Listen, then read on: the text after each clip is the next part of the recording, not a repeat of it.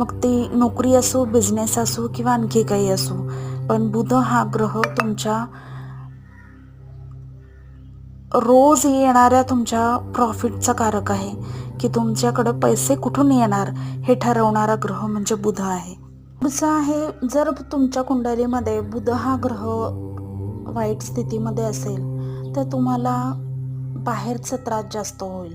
बाहेरचा त्रास म्हणजे तुम्हाला वाईटदृष्ट नजर लागेल, करणीबाधा जास्त प्रमाणात तुमच्यावर होईल. त्यासोबतच शत्रूंचा त्रास, हितशत्रूंचा त्रास होईल. तुमचं कर्ज डोक्यावरती खूप मोठ्या प्रमाणात होईल. मग यासाठी काय करायचं आहे, तर तुम्ही महादेवाच्या पिंडीवरती